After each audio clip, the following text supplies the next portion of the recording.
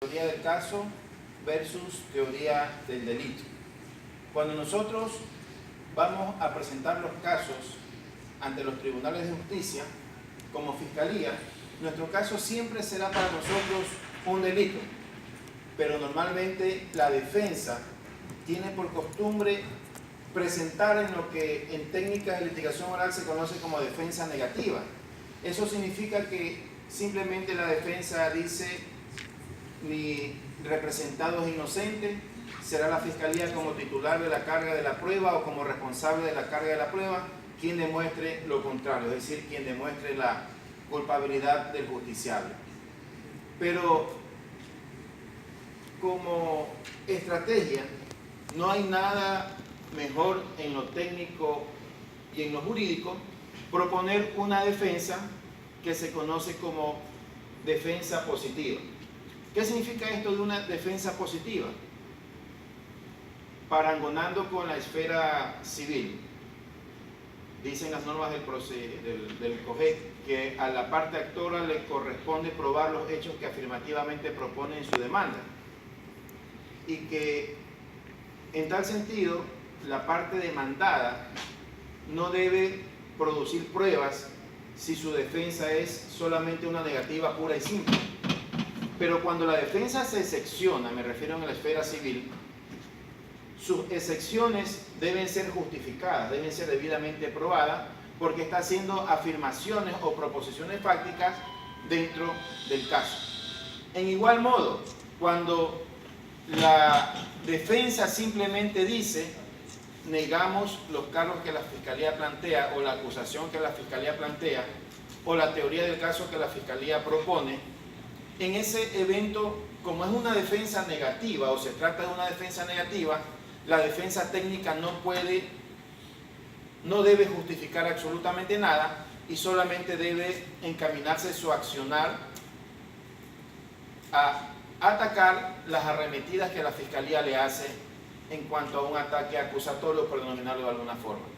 Pero cuando la defensa técnica es positiva, es decir, hace una propuesta de un hecho fáctico, en técnicas de litigación estratégica se dice que es la mejor opción para poder contrarrestar los ataques en la defensa. Pero más allá de las simples argumentaciones de un caso, por ejemplo, de asesinato, donde la defensa dice: el día de los hechos yo no me encontraba en el lugar donde se produjo el delito, sino que estaba en otro lugar. ¿Qué mejor que dominar este tema que nos atañe a todos los penalistas, como es la teoría del delito, para poder contrarrestar las propuestas incriminatorias que nos hace la Fiscalía? ¿Y qué es esto de la teoría del delito y cómo se vincula o se relaciona con la teoría del caso?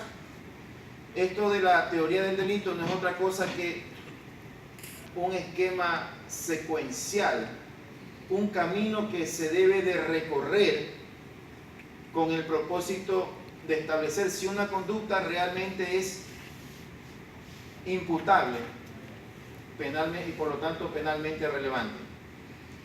En ese sentido, nosotros debemos entender qué es esto de la teoría del delito, y que, como yo decía, es un esquema secuencial, un camino que se debe de recorrer, las esferas por las cuales se debe transitar para establecer si esta conducta es realmente constitutiva de un delito y por lo tanto debe ser imputable. Entonces, cuando nosotros leemos nuestro Código Orgánico Integral Penal, este mismo cuerpo normativo nos dice lo que es una infracción, ¿no? Y nos dice que es, en el ámbito del delito, es la conducta típica, antijurídica y culpable.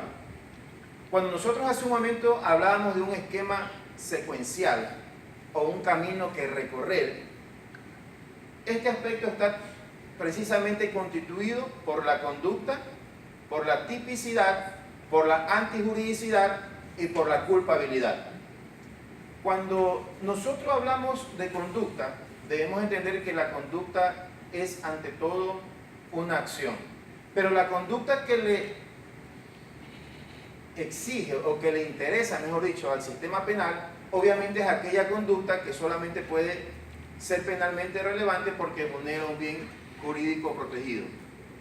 Pero esa conducta o esa acción así como la tipicidad, la antijuricidad y la culpabilidad, tiene ciertas circunstancias o elementos que las destruyen.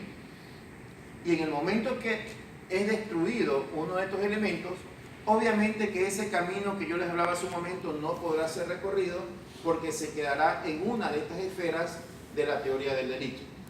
Así tenemos nosotros que en el tema de la conducta o acción existen causas que la excluyen o que las destruyen y que de acuerdo al Código Orgánico Integral Penal está constituido por tres circunstancias, ¿no?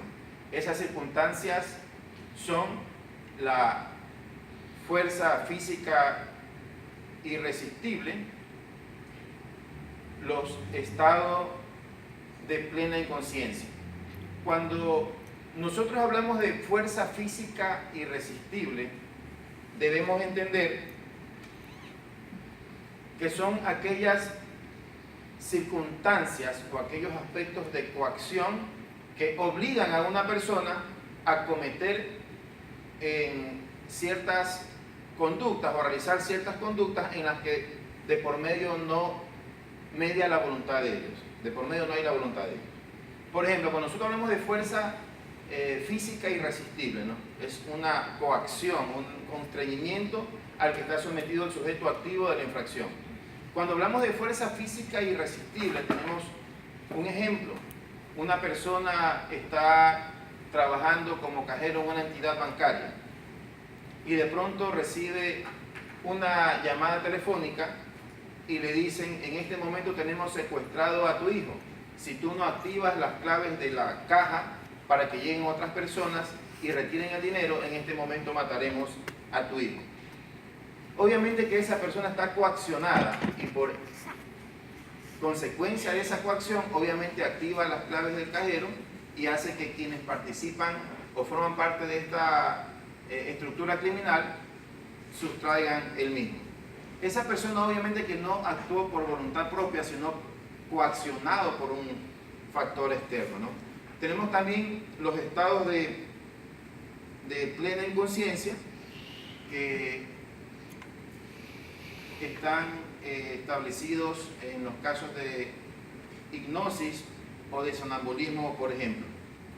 Pero yo les decía que esa teoría del delito comienza con el tema de la conducta.